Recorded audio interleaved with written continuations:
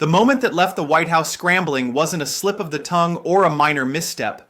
It was a pointed question about the CDC that Donald Trump's administration simply couldn't answer. Yes, During I a saw press the briefing comments led of by my Caroline predecessor, Leavitt, one Ms. reporter Psaki, asked and why the president had failed to acknowledge a shooting at CDC headquarters that left a police officer dead, reportedly motivated by anger over COVID-19 vaccine policies. Instead of providing clarity or leadership, the response was evasive, awkward, and silent on the president's role. For an administration that thrives on projecting authority, this silence was deafening and humiliating. This video argues that Trump's inability to confront the CDC question illustrates more than just a bad press conference. It reflects a deeper crisis of credibility inside his White House, one where public health, safety, and accountability collide with political calculation. We'll show how this moment didn't just embarrass the president, but exposed cracks in his entire governing strategy. In this video, we'll first set the stage by exploring the political climate that framed this disastrous exchange. Then, we'll dive into three key aspects of the CDC moment: the avoidance of responsibility, the broader pattern of silencing science, and the consequences for public trust. Finally, we'll look ahead to the long-term implications, what this means for the administration's credibility, for public health governance, and for the coming electoral battles. To fully understand why the CDC question humiliated Trump's White House, we need to step back and examine the broader political context. By the time of this press conference, Trump's administration was already battling a credibility crisis. Key resignations from health agencies and growing public skepticism about federal responses to both gun violence and public health had created an atmosphere of distrust. When reporters pressed on the CDC shooting, it was not just about one tragic event, it symbolized a deeper unease about whether the administration valued politics over truth. The key players in this moment were Donald Trump himself, his press secretary, frankly, I think Caroline Leavitt, and the incredibly CDC insensitive as an and institution. disrespectful. Trump's approach has often been to deflect responsibility, turning complex crises into opportunities for political messaging. Leavitt, as his spokesperson, was tasked with defending this strategy. But the CDC, already strained from years of political interference, represented an uncomfortable reminder. Science cannot always be bent to fit a political agenda. By failing to address the CDC shooting directly, the administration appeared dismissive of both science and public safety, reinforcing the perception that loyalty to Trump mattered more than accountability. The stakes were enormous. At a time when public confidence in institutions like the CDC was already eroded by pandemic-era controversies, the White House's silence risked deepening mistrust. Moreover, the political cost was immediate. Opponents seized on the press conference as evidence that Trump was unfit to handle crises transparently. In a media environment where perception often equals power, being caught in silence was devastating. Trump's White House was humiliated because it chose silence and evasion instead of leadership. When confronted with the question about the CDC shooting, a deeply symbolic event involving a police officer killed in a workplace tied directly to public health policy, Caroline Leavitt offered little beyond vague references to the Secretary of Health and Human Services. There was no acknowledgement from Trump himself, no statement of condolences, and no recognition of the political undertones connected to vaccine outrage. In politics, silence is not neutral.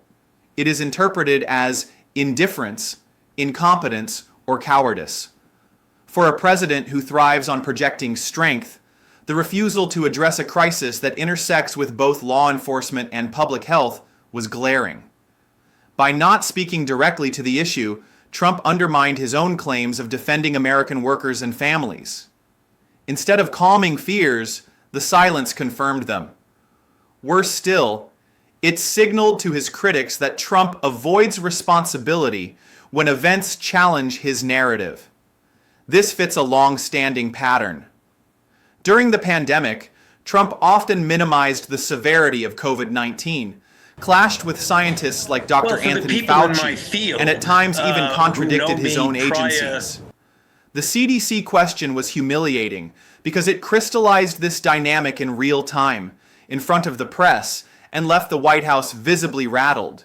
The CDC exchange was humiliating because it highlighted Trump's broader strategy of subordinating science to politics. Reporters connected the CDC shooting to vaccine anger, raising questions about whether the administration's policies and rhetoric had fueled hostility against scientific institutions. The White House's refusal to acknowledge this link, let alone address it, exposed a dangerous reality. The CDC had become collateral damage in Trump's political battles. Later in the same press conference, the White House defended firing health officials who resisted reckless directives, proving that loyalty, not expertise, was the litmus test for survival in Trump's circle. For decades, the CDC has been regarded as a gold standard in public health leadership, but under Trump, its credibility was eroded. Interference in data reporting, political pressure on guidance, and abrupt firings all chipped away at its reputation. When Leavitt sidestepped the CDC shooting question, the humiliation wasn't just about one event. It was about the image of a president at war with his own experts. To the public, this made the White House look less like a source of leadership and more like a liability. Globally, it sent an even darker signal that America's once trusted institutions could no longer be counted on to lead with integrity.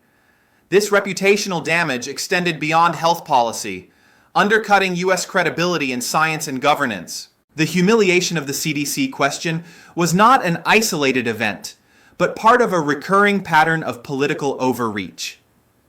In the same press conference, Trump's team exaggerated economic wins, mischaracterized labor policy, and evaded questions on gun violence and police shortages.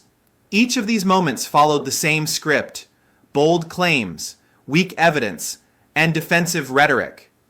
The CDC silence was simply the sharpest example of a larger problem. The cumulative effect of these press briefings was to paint Trump as a leader trapped in his own narrative. The CDC silence stood out because it cut to the heart of governance, protecting public safety. Yet it mirrored his broader failures: to address mass shootings with meaningful solutions, to manage public health responsibly, and to maintain consistent credibility. Each misstep compounded the others, creating a portrait of a president more concerned with control than competence. The humiliation, then, was not just about one question unanswered, but about a presidency that repeatedly failed when challenged with hard truths. With this deeper analysis, we can see why the CDC moment left Trump so exposed. It wasn't just one question. It was the culmination of a pattern. Silence where there should have been answers. Politics where there should have been leadership. And humiliation where there should have been strength. The humiliation over the CDC question carried consequences that extend far beyond a single press conference. At its core, it underscored a dangerous trend in American politics: the erosion of trust in institutions designed to protect public health and safety. When a president and his administration cannot convincingly address questions about violence tied to vaccine anger or the firing of health officials, it signals to citizens that science and security are subordinated to politics. The bigger picture is sobering. America has long positioned itself as a global leader in scientific research and public health innovation.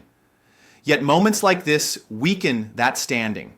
International allies observed not a nation committed to transparency, but one where political loyalty determines institutional survival.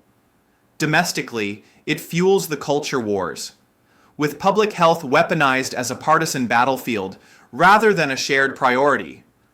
Looking ahead, the implications are clear. For Trump, this silence risks solidifying a narrative of incompetence and authoritarian impulse, one that could haunt his campaign messaging in upcoming elections. For the nation, the danger is deeper. Mistrust of the CDC and other agencies could compromise future responses to crises, whether pandemics, bioterrorism, or mass shootings linked to ideological grievances. Restoring credibility will take years, if not decades, and will depend on leaders willing to confront uncomfortable truths rather than avoid them. The CDC question wasn't just a tough moment in a chaotic press conference, it was a turning point that exposed the fragility of Trump's governing style. By failing to answer, by choosing silence, his White House revealed its deep reliance on loyalty over truth, optics over accountability, and deflection over leadership. That silence left America humiliated, not only in the eyes of its citizens, but also on the global stage. Our analysis has shown three key takeaways. First, the White House evaded responsibility at the exact moment clarity was needed most. Second, it exposed a broader pattern of silencing science and sidelining expertise. And third, it deepened a collapse in public trust that still reverberates today. This humiliation matters because trust in institutions isn't a luxury. It's a foundation. Without it, America struggles to respond to crises, loses credibility abroad, and risks repeating the same mistakes in the future. So the question for all of us is this: how many more silences, how many more evasions can America endure before the damage becomes permanent? What's your take on this? Do you agree with this breakdown, or do you see it differently? Let me know in the comments below. If you found this deep dive valuable, hit the like button, share this video, and subscribe for more analysis that goes beyond the headlines. Thanks for watching.